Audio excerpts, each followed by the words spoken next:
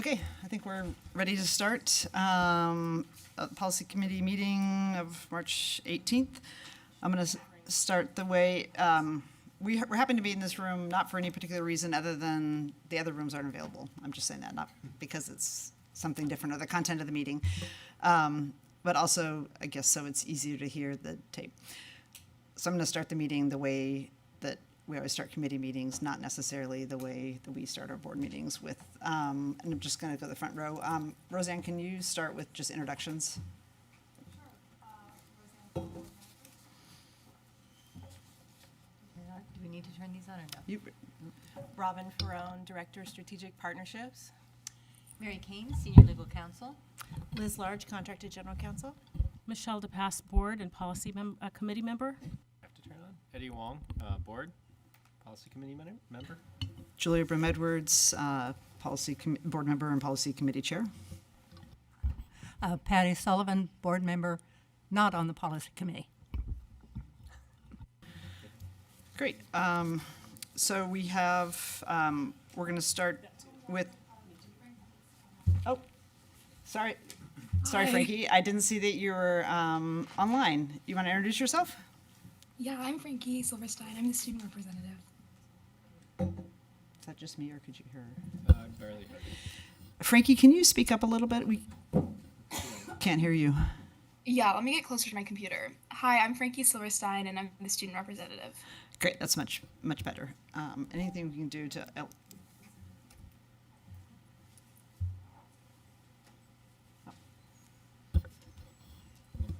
Okay, so we're going to start today with public comment, and then we have 3 policies on today's agenda, and then also we have noting that we have 1 policy that was been referred to a first reading but hasn't yet had its first reading, but will on April 2nd, and that's the diploma requirements.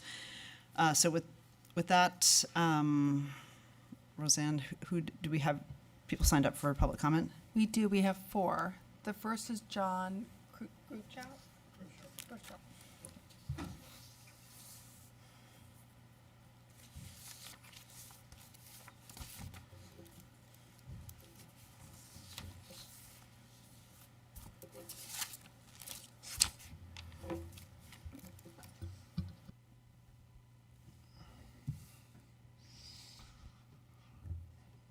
Should I begin?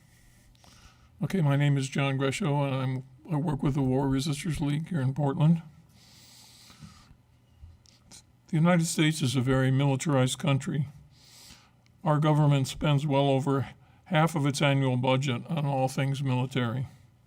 By contrast, it spends roughly 3 to 5% of the budget on education. The U.S. has approximately 800 military bases all over the planet, and a might makes right foreign policy which supports regular bombings and drone strikes in the name of an extra-legal war on terror. Many of our citizens have a romanticized view of the military and of war, and our public schools are more militarized than in most developed nations because of Pentagon programs such as JROTC, Starbase, and military recruiter access promoted by Congress and tied to federal funding. The U.S. is a country plagued by violence, with mass shootings happening day after day and year after year, as I'm sure you're well aware. Yet we refuse to take the steps necessary to stop the violence. JROTC only contributes to this excessive militarism and violence, which I'm describing. Picture kids walking high school hallways in military uniform, doing military drills on the school athletic fields, honing their skills at the in-school firing range. I don't know about you, but I find these images very disturbing and very un-Portland. Thank you.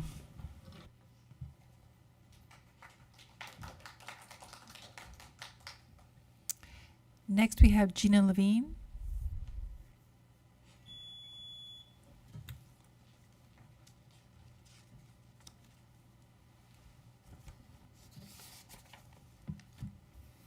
Good afternoon.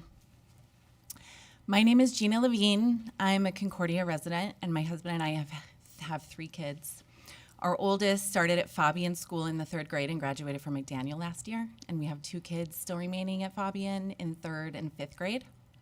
We're proud to say that we've been in the Fabian community for over a decade. Fabian is a pre-K through 8th grade school nestled in the northeast neighborhood near the old Concordia University, now University of Oregon. We have the largest boundary of any PPS elementary school, with kiddos attending our school from as far as Hayden Meadows Island. And we have 7 buses that bring kids into our school community. Sometimes the kids who ride these buses are sitting in traffic for over an hour each way. Our school is a Title I school. 80% of our kids qualify for free or reduced lunch. 30% speak English as a second language. And our school's minority enrollment is 75%. We value and celebrate the diversity and rich culture within our community, and our principal, Dr. Williams, along with her dedicated staff, pour their hearts into serving our kiddos every day.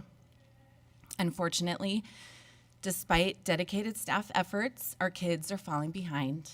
At Fabian, only 10% of our kiddos scored at or above the proficient level of math, and 26% scored at or above the proficient level of reading. The kids at our school, they need support. Like I mentioned, my family has been a part of this community for over 10 years, and now more than ever, they need support. We need counselors. We need trauma support. We need ESL support. And we just got notification that 9 of our full-time staff will be cut next year, which is why I urge you to please consider reforming the foundation funding so that we can have equitable funding for all schools and not just the schools that have the money for the extra funding and to make the extra money on that. Thanks.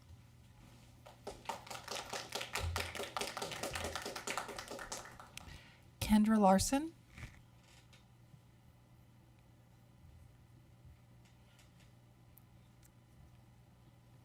Okay, we have one other person, Melissa Blount, who I'll bring in, who is virtual.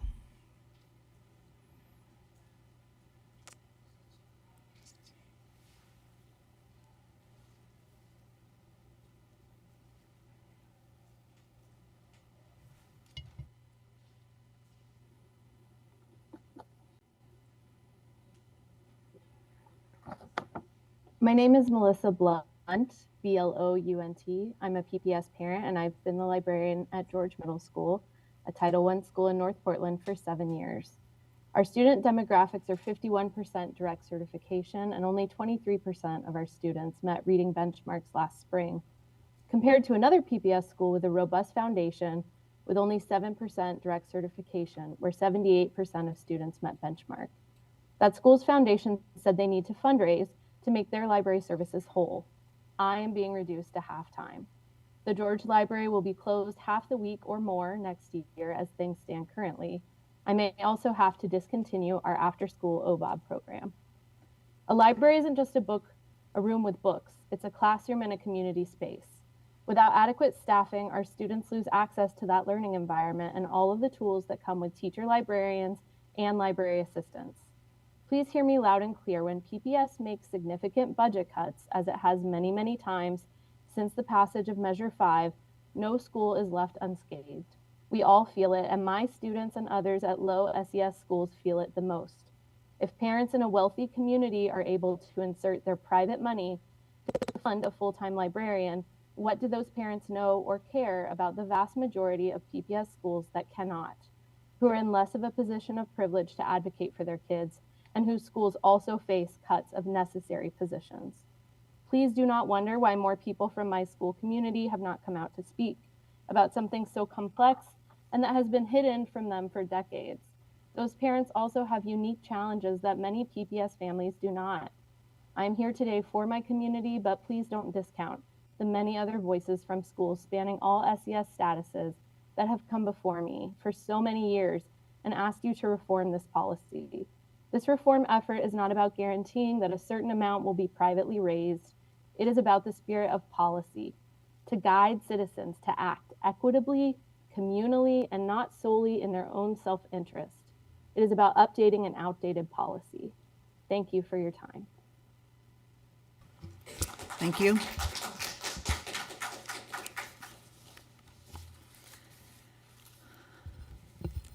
Is that all? Roseanne, is it all? Okay, great. Coming and sharing your perspectives today with us.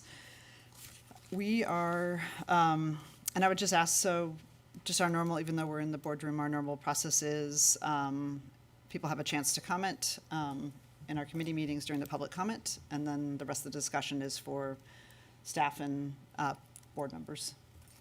So just want to make that clear, unless specifically somebody asks a question. But okay, so we're going to start on the policy 7.10.020. The district. It was the individual school or program fundraising. It's now the district-wide advocacy and fundraising policy. And the materials that we have for this meeting, we have one titled Funding of School-Based Staff that just kind of gives the current state, and then an options menu that we've been through in previous meetings.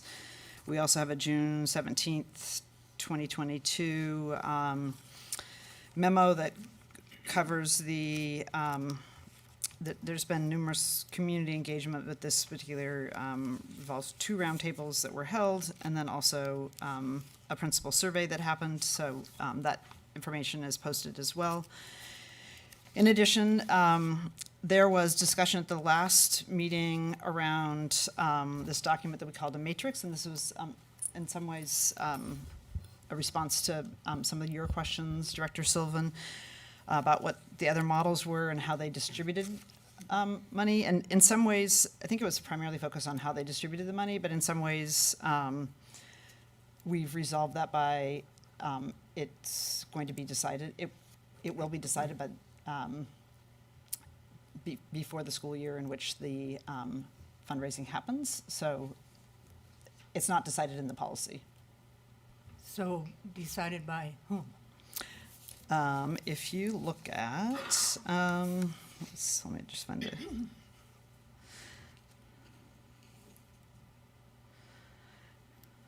Okay, one thing I meant to put numbers in to make it easier, but I didn't. Let's see. It'd be the 3rd paragraph, not counting the first lead paragraph, that fundraising for staff and contracted. So it's a formula for the distribution of any funding to individual schools should be developed in advance of the school year. So again, people know before they start fundraising. By a parent advisory committee shared with school administrators for feedback and recommendation to the Board of Education for its approval. So decided every year. In advance In of the advance. fundraising.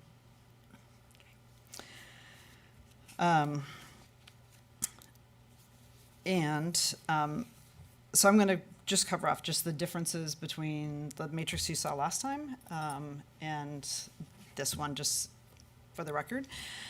So the main takeaways from the matrix, so just looking at other larger districts or districts in the region, is PPS is the only district that allows individual school communities to fund staff positions at a particular school.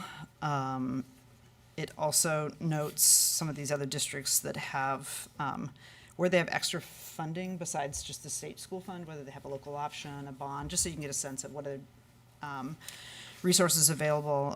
Obviously, we all know that Portland has a local option, a school bond, and RTEX.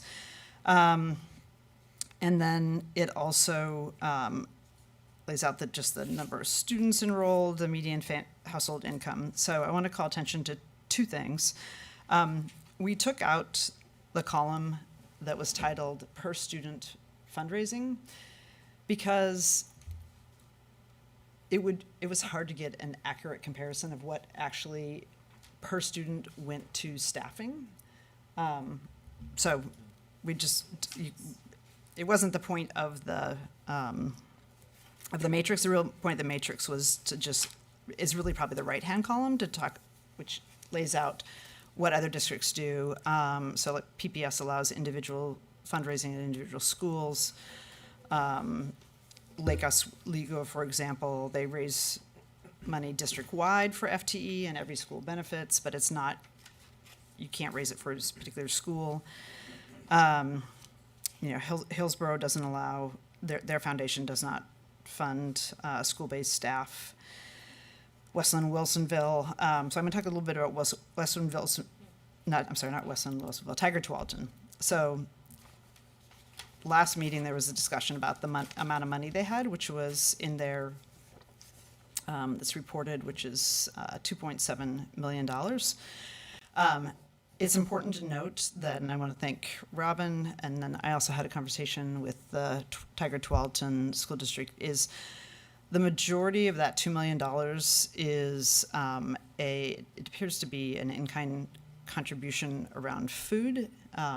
They do raise money as a district-wide foundation for to pay for FTE, but essentially all the schools in Tiger Tualatin get the same amount. So the amount they raise, they're called their school grants. It's the same for every school, no matter what the level is. There's one school that gets slightly less, and it sounds like it's a new school. So the vast majority, as you can see, get an increment that they can use for FTE, and they specifically raise for that purpose. But So- it would be misleading or not accurate to say that the 2.7 is available for staffing, because it's not for staffing. It's kind of strange the way it's stated. Every school in the district gets the same amount of FTE based on how much is raised. Raised by each school or raised total? Raised total, so it all goes into a central pot, and then they divide it by the number of schools. Okay. So it seems like they shouldn't have to say based on how much is raised. Just kind of is weird. Okay.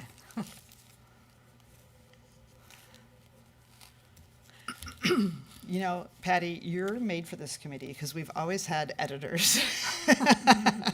And I'm not one of them. It's the great tradition of Rita Moore and Ailey Lowry. So we can make that correction. But essentially it's the saying, whatever amount they So it raise. is divided totally equally Yes, for all exactly. schools. Like I say, there's just one exception. It Not sounds. based on how much they raised. Okay. Yes, exactly. Oh, I can see what you're, I got it. Yeah. Yes, we'll correct that. So that's one correction I need to make. And then I want to also note that for the Fund for Portland Schools, the total for so that we have roughly an apples to apples, which is what we were trying to do, that the amount for equity grants and district-wide initiatives is 1.3 million, not the lower amount, because just as we're counting carry forwards for other districts, because that's allowed on the 990s, which is the basis for a lot of the information, that includes the carryover for PPS. I'm thinking another thing that would be interesting would be, what's your lowest amount that a school raises and the highest amount, or their incomes? Is there a broad range in those districts of schools? Are they all pretty much the same, in the amount they could raise? Yeah, I mean, it's a good question. I'll see if I can find it. Because they raise it district-wide, I'm not sure people's donations are attached to their individual school. Well, they probably aren't, but it gives you a good idea of if you distribute it equally. Well, let's see, let me think.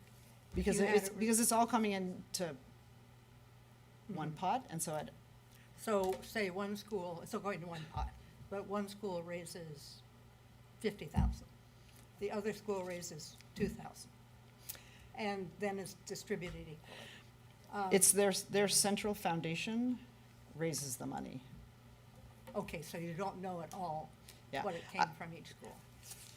I can check, but my guess is, for example, Looks like Michelle's Hill- got. Hillsborough or Beaverton. So Beaverton, they don't use it to pay for staff, but like they raise money district wide, and they have these telethons like that. Basically, when the fund calls, and so it's not necessarily based on here's the chunk of money that comes from It's all this school. individuals. Okay, so nobody would. I'll check if I'm not accurate to correct it before we go. That's a good question. I think that's why the median income is shown though, isn't it? As like, Yeah, I mean, some of these districts, you see Portland falls at the lower end of the metro ones, but definitely, I mean, I think if you put some of the other districts in the state, we'd be in the middle or the upper. And then, at least the one, it said it's distributed equally to each school. We don't know about all the schools, how they do it. Well, that's Tiger Tualatin, and then Lake Oswego. Every school benefits, but they don't allow, you can't raise money and like, I want it to go to this specific school. But frankly, most of the other foundations don't pay for FTE. They pay for usually like school-based grants versus specifically paying for FTE. I mean, I'm pretty familiar with the Hillsborough and the Beaverton models just from my time working in Washington County and contributing. And their foundation raises money from local businesses into their district-wide foundation and then distribute it generally through grants. That people would apply for certain things. Yes. Excuse me. Okay, so that's that chart. Robin, did you have anything you wanted to add? Okay. Okay, so there's been a lot of discussion over the last 6 years about this, and we have two options. The last several meetings, I tried to create a second option, which was more like this year when we had some extra money and that leveled things off. But I'm going to ask today that we move forward with option one, which I'm just going to walk through the key components. First, sets up an inclusive district-wide foundation designated by the Board of Education that will serve as the district-wide advocacy and fundraising entity. So very much similar to the Portland Schools Foundation when it was started, that it had a large advocacy component. It was right after Measure 5. And then second, that effective July 1, 2024, donations for staff positions may be collected only by a designated district-wide foundation and a single combined fund account. What that means is all the funds that that have been raised this year for staff for next year, in theory, and I think in practice, by June 30th, they have to pay for next year's funds. So next year, there still would be foundation paid for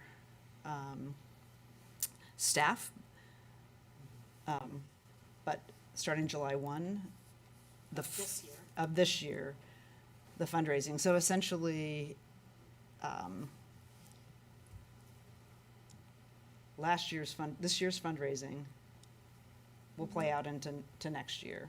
So this is really starting the fundraising cycle on July 1, but we will still, when you look at next year's staffing allocations, see schools that have FTE paid for with foundation staff because of the reforms that happened, that they now have to pay for the staff by the June 30th, correct?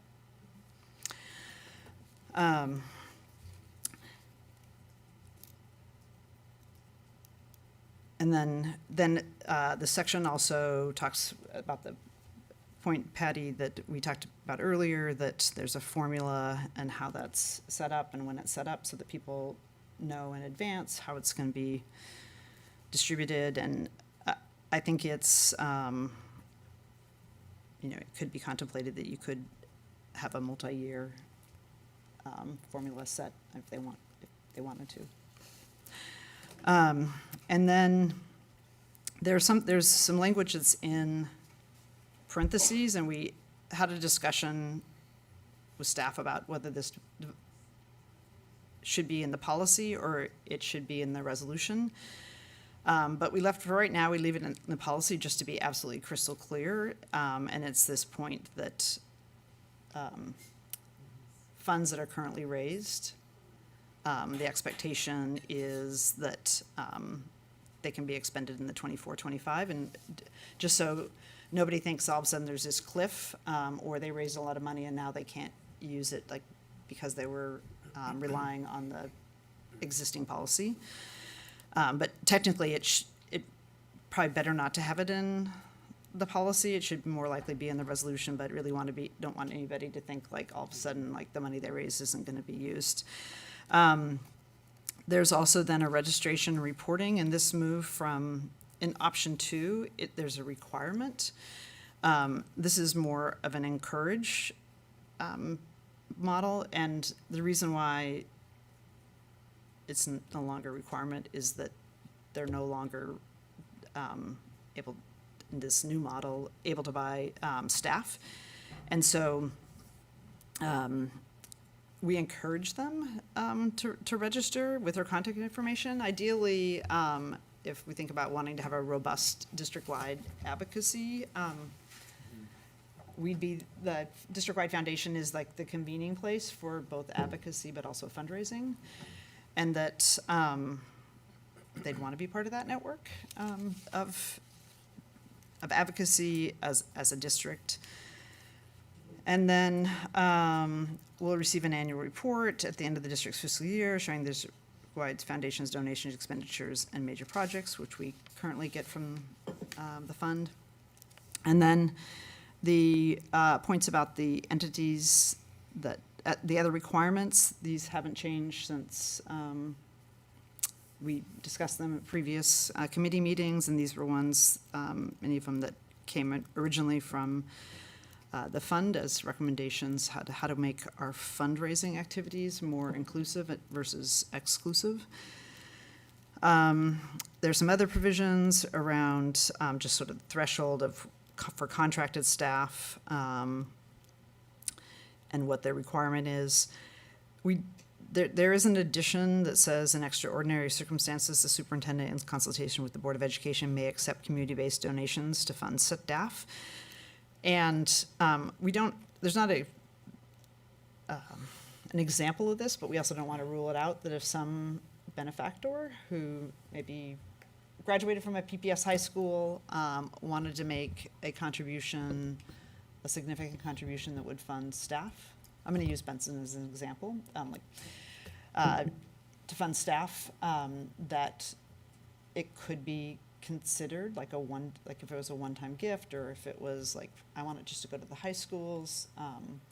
We didn't want to say like we would never consider an extraordinary generous gift, versus having individual school communities just raising money for their own schools. That was, one of my questions was about that exact clause, and wondering what could go wrong?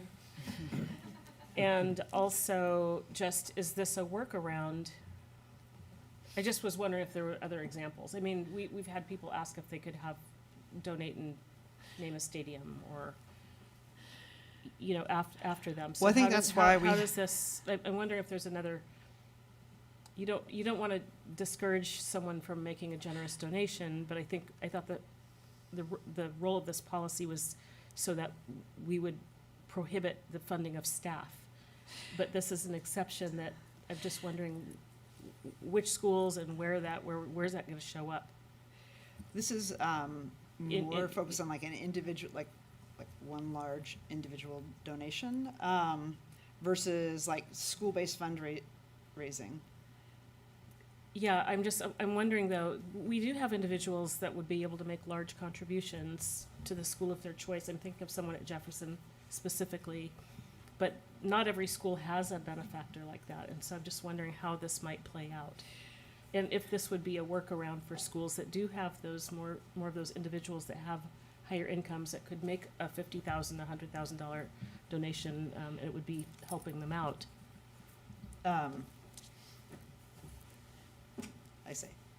I couldn't think of an individual example. A person? or That where an it's happened. So, but then again, I'm also thinking in your particular example, would we want to tell that individual like that we wouldn't want that donation? No, Or would we want to maybe say, have we do want requirements?" your donation, thank you for your generosity, and our policy requires that we don't fund staff. However, it could fund other activities, programming, you know, it goes into the bucket with everyone else's donation. Or capital, right? Well, Does it mean if we have funding for capital from one school, that would mean it would free up capital to go fund? To donate to another school. I feel like capital money is easier to. Here's one thing. It's definitely not a workaround, believe me, after 6 years, and I'm not putting something together to create a workaround. We could take it out, and frankly, if somebody came forward and said, I have an extraordinary large gift, you can always suspend a policy to accept it. I mean, so why wouldn't we put it that, because I'm looking at unintended consequences. I'm okay. I always like to look at what, you know, what could go wrong, you know, who's this workaround designed to benefit, and some of those questions, so. If that were to happen and somebody had a very generous gift, we would thank them and tell them that we stand firmly on our policy. We developed this over years with input from lots of community members. Okay, I'm happy to strike it, and like I say, future boards. Not that, you know, yes, you can build a basketball stadium with it though, but it would be at the discretion of the fund. I would, my vote is that I would like to move this out Okay. as soon as possible, so. Oh. No, not move that clause. I feel like that needs a bigger discussion. Okay, let's take it out. No, wait, Oh. because I think, no, I mean, like, I think we should move it out of committee, have a discussion as a board about that part, and to really delve into if there are unintended consequences. So, you know, I would hate to delay moving this because we have to edit one phrase. What I'm gonna suggest is that we take it out, and we can have the discussion. If we decide we wanna put it back in, we could always put it back in. Or, like I say, there's nothing to stop any future board from, if somebody says, I have $50 million I wanna give to all the elementary schools, not the high schools, but all the elementary schools. You know, my guess is the board will be like, we'll suspend the policy for this particular thing. Yes, I'd also like to move this out of the committee, and I would be okay if that was Okay, we can, removed, that sentence. I don't know, cause I mean, like, your reasons that you brought up were pretty valid too, like, I'm kinda like on both sides, like, I understand. Yeah, I am a little also sketchy about funding staff, just because that can lead to inequities, which is why I was like, well, I guess my question is, if someone came with $50 million and said, hey, I wanna donate $50 million to Benson, it doesn't have to be for staff, it could be for whatever. Could they still do that because it's not for staff, of course. right? Yeah, that's what I was gonna ask too. So you can raise anything you want as long as you're not doing staff. If that generous person is watching tonight, contact Roseanne. Yeah, they could. Yeah. I mean, yes. Which is all of the rules that we have for all of our schools. The thing that's different about staff, why there's a differentiator, is we know that's the thing that makes the biggest difference for student achievement. And also, one-time funds are not sustainable, right? Ah, So that's why, that's the other issue. That's true. Could you guys move up the microphone a little more? oh, Oh, yeah, sorry. I can't hear you. Or I probably could turn on mine when I talk. Is that better? Yeah, thank you. Okay. Yeah, everybody can just leave theirs on, I guess, unless it's creating feedback. So I'm gonna, I do want to clarify though. So you're really talking about any money that's going for staff. So Correct. if any individual school can raise whatever they want, however they want, for like basketball uniforms or art supplies or whatever, right? yes, that's the current practice. And so we're not talking about that. Correct. Okay. Is that the same in other districts in Oregon? Generally, I think so. Robin, typically a fundraising happens through PTAs nationally. And yeah, it still can create inequities, obviously. Yeah. So they can raise money through PTAs, through booster clubs, I mean, but the only, so this is focused just on staff. Okay, then I'm okay with whatever decision Okay. to strike or not. And then we had a discussion last time about the district-wide foundation having a board of directors of sufficient size, given our enrollment, and having diverse experience. With its broad enough and not with no time-based element on it, that this could be a discussion with the funds board and staff. Director Board Members, I just want to confirm that the consensus of the committee was to strike that language for now. Okay. Is that the consensus? I'd like think to so. strike it because I don't want it to be perceived as a loophole. This is more just, what if randomly somebody wanted to give us money? Like, would we want to, turn it A down? pathway for that to But happen, sure. I do know that there are pathways, even if our policy says that. Or it's a conversation with the donor of like, you might want to give it amount to this particular school for this staff. Here's what our policy requires, and so maybe they do something different. Yes, Yeah, thank you. strike it. Okay.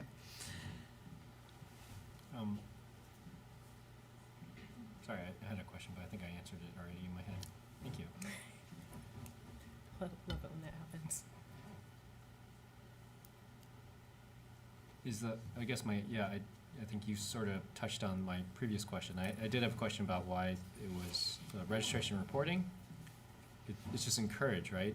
I know the other one was required, and yeah, you answered that this was encouraged because it's no longer a school-based funding at staff, right? I mean, there was pushback from the PTAs and some of the booster clubs and individual foundations about the district requiring them to do things. And I don't know what we get from require versus encourage, and then show them the value of being part of a larger Okay. foundation. Yeah, that makes sense now, yeah. I mean, anyone who's organized as a, like a 501c3 has regular reporting that we could find anyway.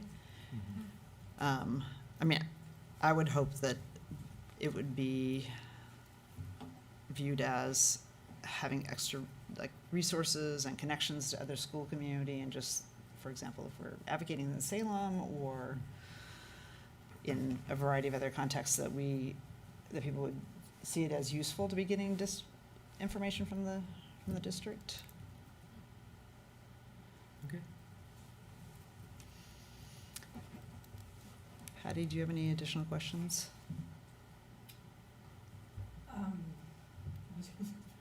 Just reading this again, it's complicated.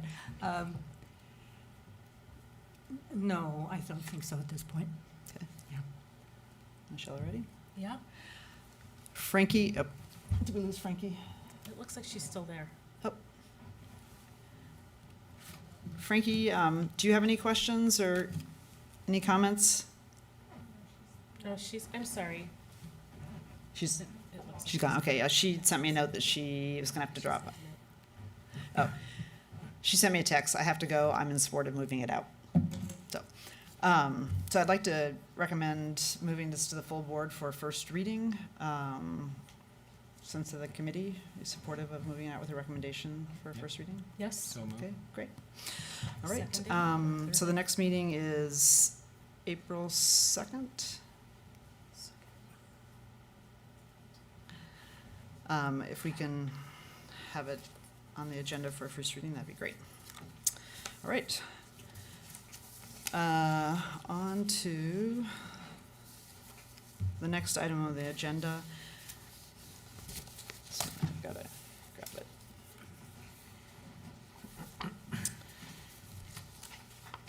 we have a proposed policy from recommended or brought to the committee, as everybody can, just so people know, everybody can bring a policy for consideration. This was brought by Director Green, and I believe he also has some business in or in the Student Success Committee as well. So this particular policy that Director Green has recommended, 6.20.043, makes, sorry, just a couple changes to this policy, that it essentially adds that there's other provisions relating to the military, and this would add a permission or may establish that a high school principal may establish a junior reserve officer training corps program that aligns with PPS academic standards and policies and administrative directors in consultation with and approval of the superintendent. So this isn't approving a junior reserve officer training program in particular, but it says that a principal, it provides the process by which, if a principal wanted to do that, the process by which they would do that. And then I know in your committee, there's a lot of discussion about the actual programmatic piece of it.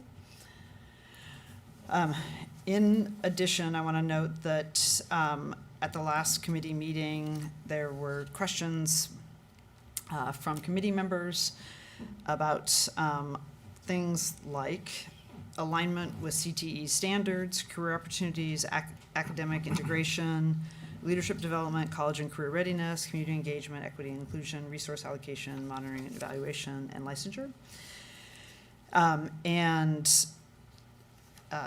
At the time, what's Chris Brita's official title? Oh, is he? Oh, there he is.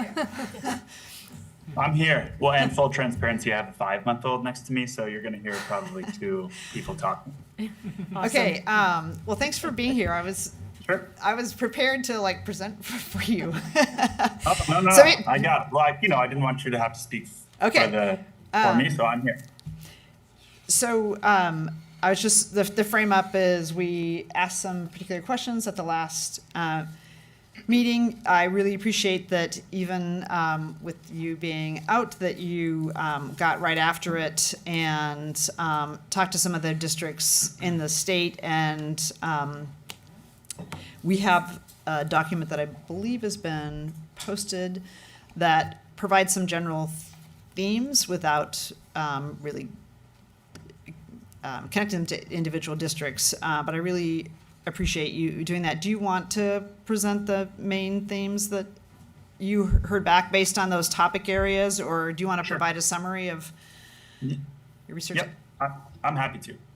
Okay, so in the document, there's sort of 2 parts to it. So the first part is the sort of considerations that CTE would make for the addition of any new program, regardless of its sort of career cluster area.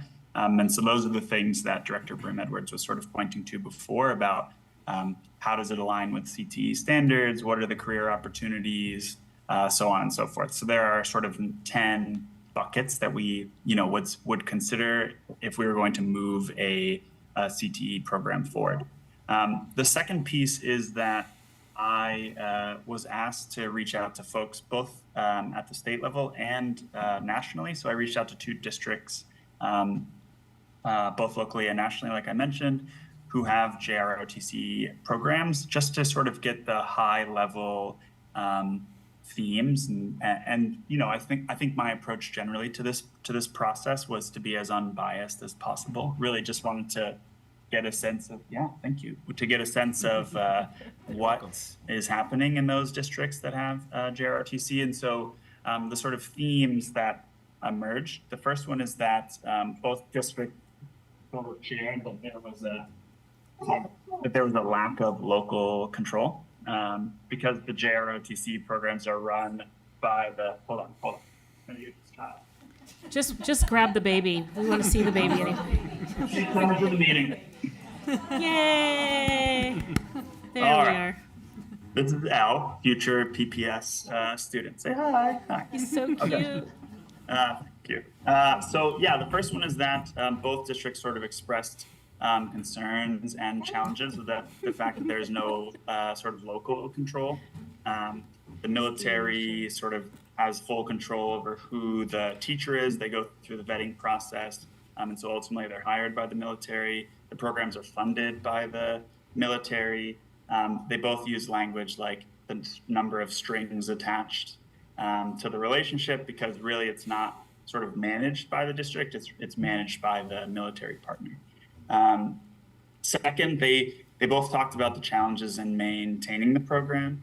The requirement of the teacher coming into this position would be 15 years of military experience.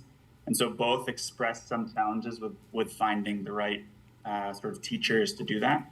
The teachers still go through the same licensure process in Oregon for CTE that they would, regardless of the career that they come from. But there is that sort of additional caveat, which is the 15 years of military experience being required. And one of the districts mentioned that they were having a hard time finding a second qualified instructor since COVID. So they really have been they have one instructor who has been there for a long time, and they've been having a really hard time sort of aligning with the military on the second instructor. There was a difference between the two districts. One has it as a CTE program under the career sort of cluster area of national security, and the other one doesn't because their state law does not allow them to have a JROTC part of CTE. So I sort of talked about some of the differences there. They both talked about the sort of importance of the community engagement and service pieces that JROTC does.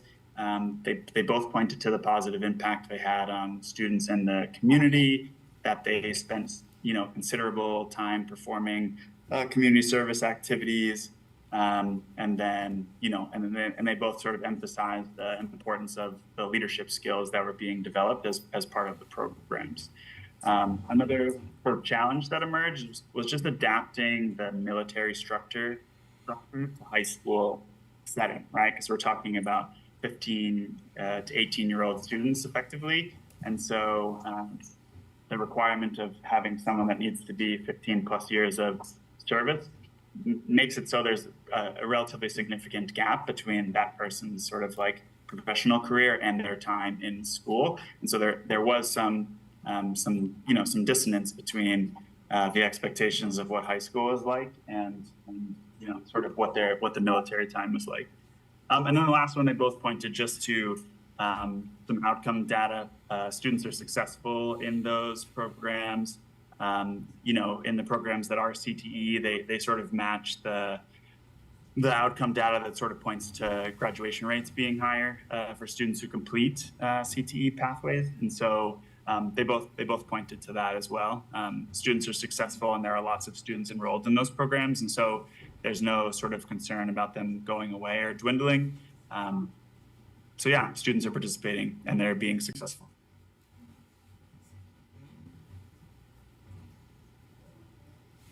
And being successful in the rest Well, of their school services. they're graduating certainly at a higher rate. And the program that's in Oregon, the CTE program, they were very intentional about making sure that it wasn't just sort of military focused. And so their sort of advisory committee that advises the JROTC program also includes law enforcement, emergency services, FBI, sort of like a more robust collection of folks that are in the sort of law enforcement and national security space, that it wasn't just focused on this being a pipeline to the military. So they structured it intentionally to be that way, so it was a little bit more broad based, and the students that the skills that they were learning essentially in those programs could be sort of translated or transferred to other fields in the same sort of umbrella cluster.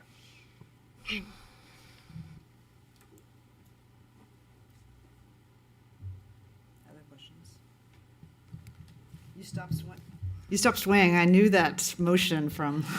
Yeah, mom came home, so I handed you things right We all right away. understand that motion. Oh my gosh, I used to sometimes forget that I was no longer holding a baby and still moving like that because you just get in a rhythm. Yes. Any other questions? I don't have any questions, but I just want to make a comment about, I'm not in favor at all of having a policy that, that allows a pathway for this program to happen in Portland at all. I'm patently opposed to it. I've talked to lots of people, various people, some that have been in the military, and including just today at lunchtime with a PPS grad who's quite a bit older than I am, believe it or not. What he said was focus on providing other pathways: culinary, electrical, medical, dental, construction trades, auto mechanic.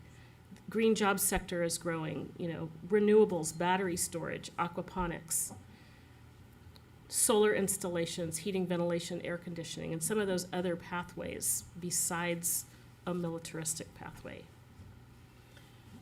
I know that you're talking about it in the student success, and I do understand that there are some statistics that show that kids that are involved in this program do have better attendance and higher grades.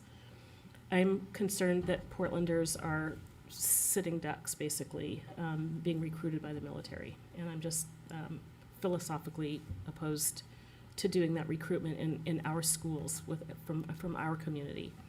I think for the students that are interested in the military, they will find the military like my dad did after he graduated from school here in Portland. I really am opposed to having the presence in schools. From what I understood at a previous student success meeting, that they'll start with the military providing the teacher, and then you need to provide one yourself later to either supplement it or not take over, but didn't you understand that too, Eddie? Yeah, They said I don't that- know if it's replacing the teacher or the funding goes away. Yeah, maybe the funding went away, I don't know. And so that would mean, of course, you're taking some FTE away from another type of teacher, If you continue the program. if you continue with the ROTC. And I need more information on that, but that came up as something that would be taking away a teacher for another class. That's important, and also I thought that the program required their teachers, not our teachers. In other words, they're not even certified teachers. And I mean, are we trying to solve for attendance, or are we trying to solve for achievement gap, or what are we trying to solve for? I Well, think- I mean, is it just or is it I'm just a gonna- menu of options? I'm going to for our channel kids? Director Green, who unfortunately is out of town. This is my opinion, but Yeah. what are you trying to solve for? I think he wants to solve for, this is a career pathway that students should have access to. And I think he feels it will be a pathway that some students who are not involved in their education will get excited about.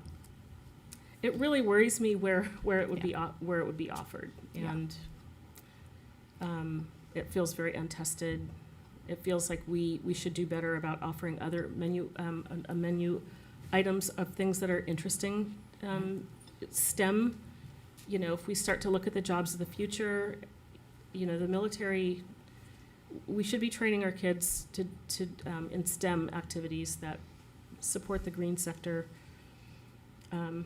That where there will have jobs in the future, and not the military. I think if a student wants to get into the military, they know exactly how to get there by the time they're 16. They know how to sign up, and many students do sign up on their own. Sometimes as young as 16 or 17, they need to get their parents' permission. But I'm opposed to having it in Portland public schools because I'm afraid of who it would be offered to. I do have a question. Director. I'd like Director Hollins go first, and then I have a question too. Director Hollins, thanks for joining us. You have your hand raised.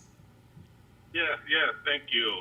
I got some of the stuff about the JRTC program piece, and to talk to Director Paz's point of, if people want to go to the military, they can have other options. They can take it out their own. But you can say that for every industry, whether it's culinary, whether it's plumbing, whether it's electrical. You know, there's always other ways you can seek out if that's something you want to do.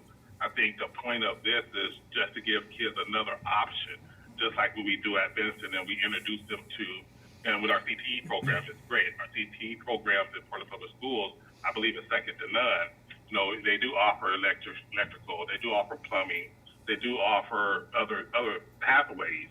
And I think to exclude another pathway, I think that limits our kids of what they at least have access to, versus, you know, us making a decision if something is right for them or should be right for them. I think they should be able to experience it and then decide for themselves if this is something that they want to do or they don't want to do, instead of us making that decision unilaterally for them.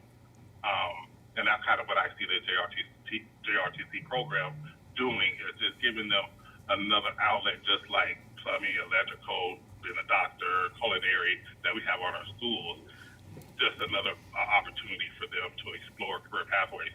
Because any pathway, any industry, you're going to have horror stories. I can tell you horror stories about trucking. I can tell you horror stories about people getting their hands cut off in culinary schools, or fingers cut off in culinary schools. There's always going to be horror stories, and there's always going to be two sides of every coin. And so all I'm saying is we need to be able to show our kids both sides for them to make their decision of what's going to be best for them and not what we feel is going to be best for them. Thanks, Director Allen. Yeah. Thank you. Good luck. Yeah, I have a quick question. Director Hollins, I always love how you put stuff. Thank you. Yeah, I'm still want to scrutinize, also keep an open mind. My question is to Chris Breida, if I don't know if this is answerable, but you mentioned about the increased engagement and success of students and maybe even graduation rate. But the JROTC is a self-selecting, right? These students are self-selecting to go into these programs, right? And that could be said for other CTEs, like for example, like automotive or construction, right? So these students self-select into construction CTE. Would we see the similar graduation rates increase and engagement from like other CTEs, like construction? So when we take a comparison of other CTEs, compare the JROTC, is there like, what's the difference, right? Is there a delta there? Yeah. I don't think that there is. I mean, the sort of like national story about CTE is that for students who are completing CTE, so the sort of federal definition of that is students who complete 3 credits in a specific CTE pathway. Nationally, graduation rates are about 10% higher than students who don't. That same story sort of exists in Oregon as well, and it's sort of agnostic of the pathway that students are in. So it doesn't matter if it's JROTC or construction or electrical. If students are finishing 3 years of those programs, we see sort of like, I think Director DePass was speaking to, like their attendance is higher, their grades are higher, and their graduation rates tend to be higher as well. So there isn't a delta necessarily between the types of programs. They all are successful because, to your point, Director Wang, it's that students are self-selecting into things that they're passionate about.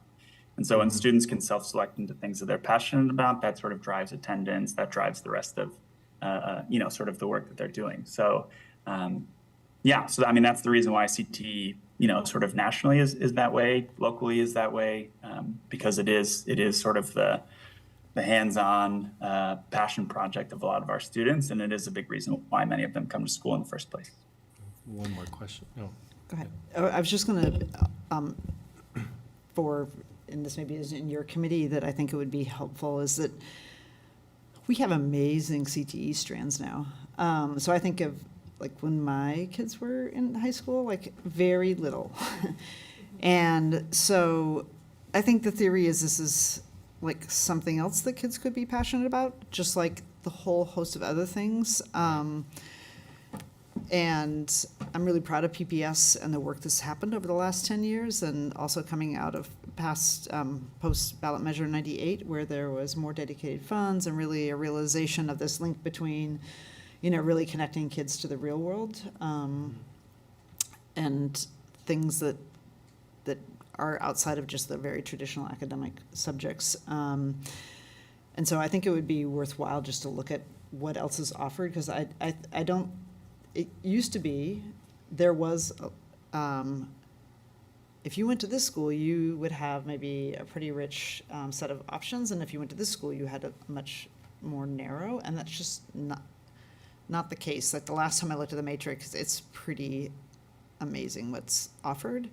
So I think that would be useful to see, because, I would say that their challenge would be like, you've got to make yourself as amazing as any of these other options, because it's not like, do you want to go to, physics class or this other interesting thing that you might be interested in?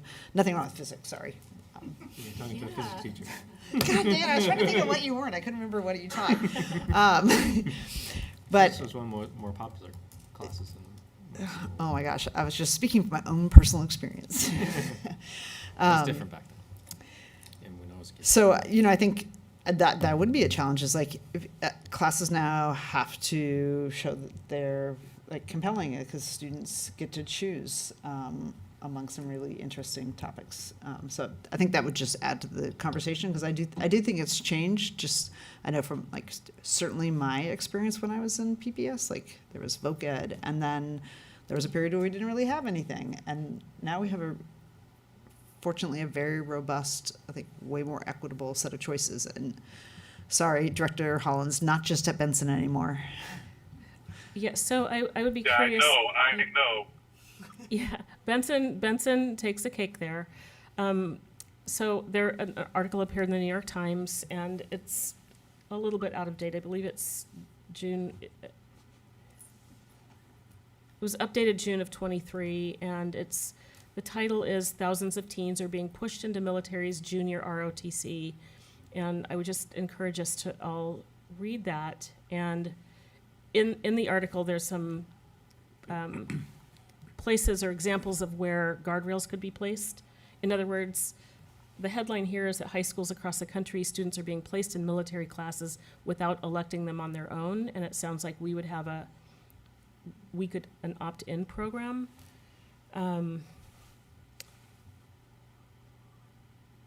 And I also just believe if we had a robust CTE offerings at each school, I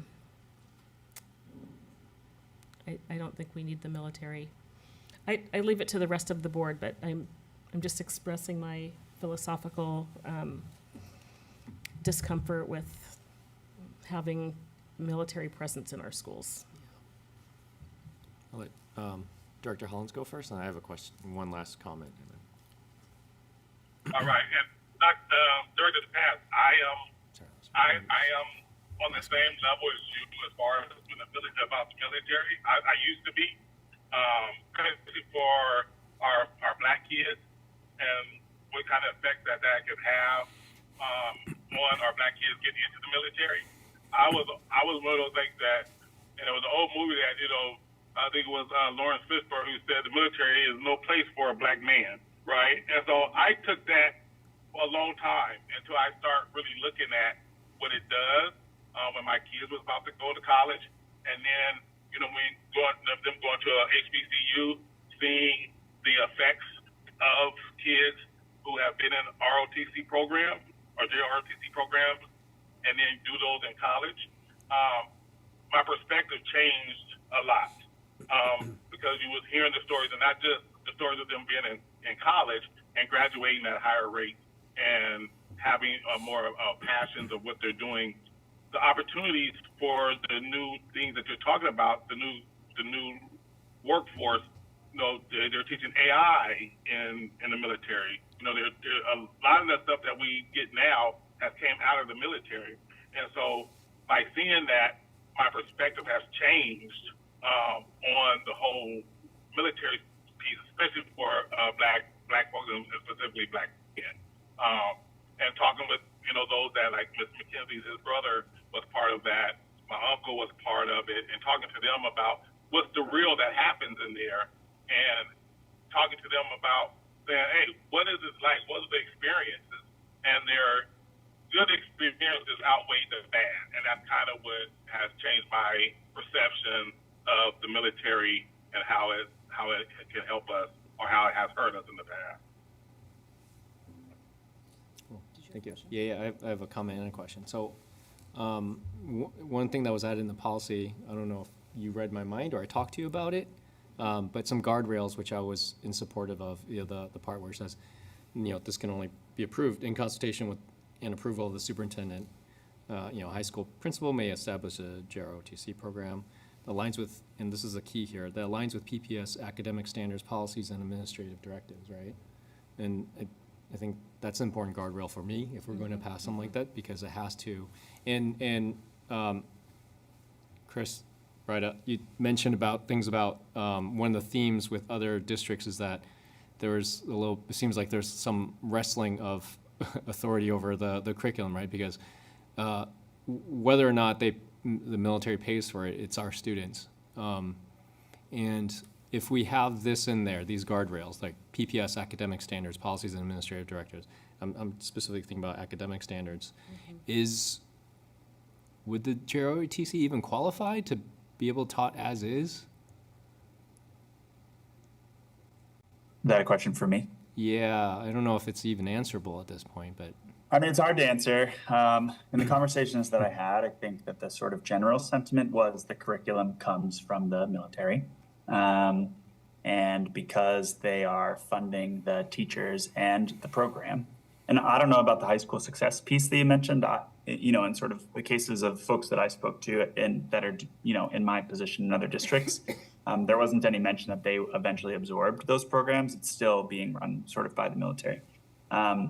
So because of that, the curriculum comes from the military, the instructors are sort of vetted and ultimately hired by the military, and the funding comes from the military as well. And so, as a result, sort of like the military events that come along with being a JROTC program happen, right? There's usually a color guard, those kinds of things. And so, I think it's an interesting question that you sort of bring up about what sort of our role is if this was a CTE space, sort of like what our lens on this is, and the amount of control that we would actually have over making those decisions.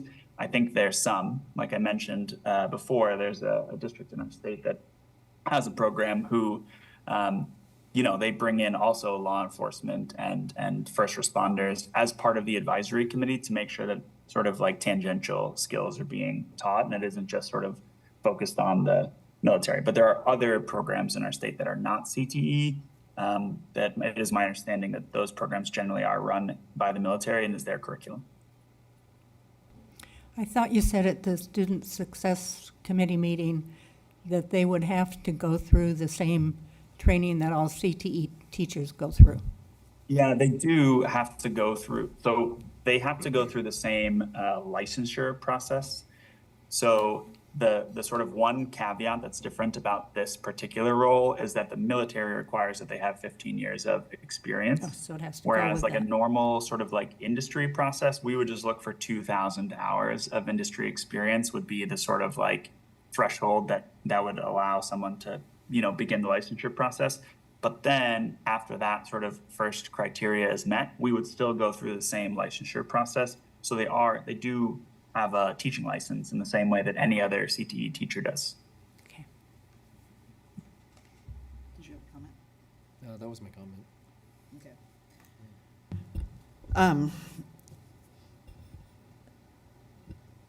So thank you for coming on short notice. We weren't expecting you.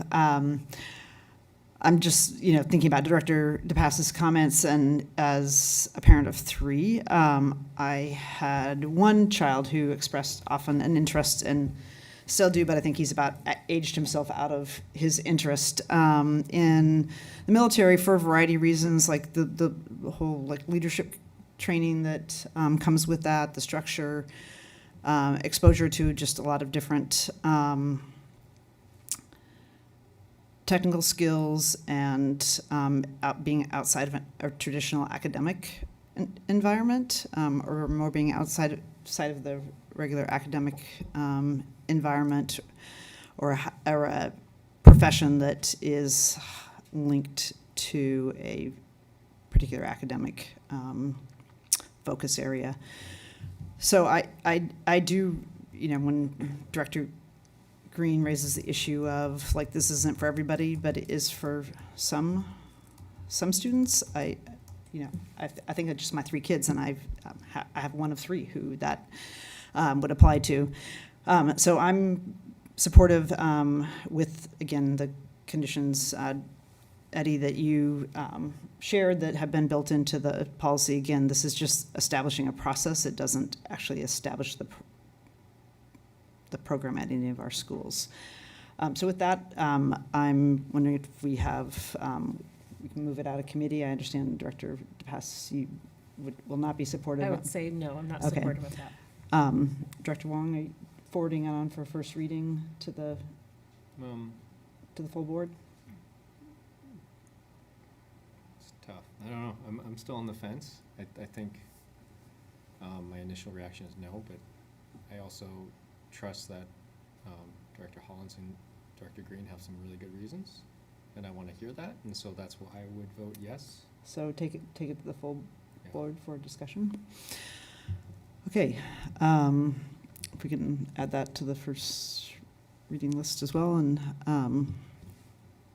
I'll also, since our student rep left, had to leave beforehand, and I don't have, although they don't vote, I would like to, and we'll give her an opportunity when it gets to the full board to share her point of view. It would be really interesting to hear from our student body what their thoughts are about this as well. And that's why I also want to vote yes, because I want to have a bigger discussion about it. I'm also trying to remain open. I'm open to listening and keeping my ears open, but, so, yeah, we'll be having a broader discussion about this. Great. So the last item on our agenda is, and then I also want to just be clear, there's a whole discussion happening in the committee that Patty's on and Eddie's chairing on the topic. And it's great that we have educators on that, 2 educators on that committee to weigh in, because I'm not qualified to weigh in as an educator.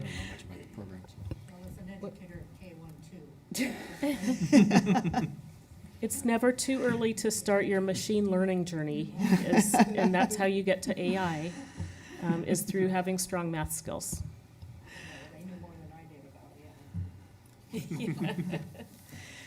So the last item on the agenda is a policy that came up last year and has been it's had its first reading on September 26, 2023.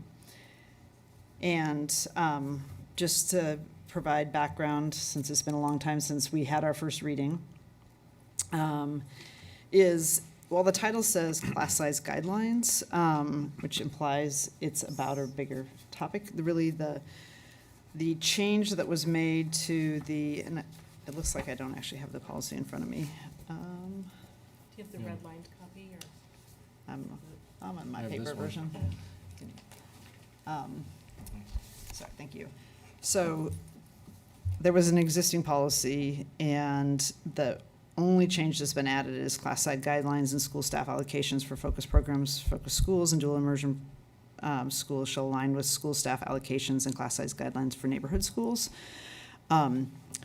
So what was happening is that focus programs were setting their class sizes at the school level versus at the district level. So there's a big staffing manual that describes in great detail the class sizes for our schools, depending on if they're, what level they are, what their title schools, a whole host of factors, but that's all set at the district level. And then depending on how many students and the type of students, then you get a certain number of teachers. So at focus programs, it was being set at the school, and in some cases, not aligned. So neighborhood schools might have had much larger class sizes because they were using the district standard versus focus programs. And so this just brings everything into a central place for those decisions to be made versus being made by individual schools. And so it's been first read, and so unless there's some sort of objection, I'd like to ask that I don't even know that I need to vote, but like that it go for a second, have its second reading. Yes. There was a lot of discussions this favor. fall about class size, so it seemed like we wanted to wait to get that through. But this is really something, and I will say, staff has already made the changes in the staffing guidelines. So this is our policy just being clear about our intent. Are we gonna have another, like, open it for a comment period again then? Or- I don't think so. Okay, I No. mean, it's been open for a while. It's been Okay. open for a while. It's still open on the website for public It is, comment. okay. Okay. Anything else before the committee adjourns? Do we have we had one more on the It's list. it's already been first. Policy. So last committee meeting, we voted to have it sent out on first read, Okay. and it just hasn't been first read yet. Okay. And what I try and do is anything that's sort of in play in a first and second Oh, I that's see. It's under somewhere, attachments. just so that people know it's out there. Yeah. So for example, somebody could have come Yeah. I see that and there. provided comment about it. Great. Okay. It's just the timing of our meetings happened that there wasn't a first reading before this meeting happened. Does that make sense? Yes. Thanks for the clarification. Can I ask a clarification question about this class size thing? Okay. Okay, so that doesn't mean that if there's a real problem, like, say, the Russian immersion, you get a whole bunch of kids coming in that don't, like Ukraine, that happened. Coming in, they didn't even read in their own language. If you come in a situation like that where it changes and it's really difficult, you don't have to say, oh, but this is it. We can't get you another teacher, another. So I think our district-wide staffing already has flexibility to take into consideration things. We have every year always some set-aside FTE that if there is a spot in the district where it would be needed. I would say that some of the issues that were raised earlier about this policy are actually no different than some of the other immersion programs that have a lot of students who either, for a variety of reasons, I mean, immersion can be challenging. Yeah. But I would say, and we don't have a district staff person here to confirm, but my experience is that that's where we use our set aside when there are sort of extraordinary circumstances. So we don't have to stick to the rule totally. Well, I mean, I would say I haven't met a school yet that doesn't think they could use more FTE. And, Yeah. I think the important thing is the set aside FTE, there is a more global perspective to be able to we have a limited amount of extra staff, and where is it most needed? So it's those decisions are being made by individuals who have the ability to look across schools. Good. Okay. Anything else? All right, then we're adjourned. Thank you, everybody. Thanks. Thank you.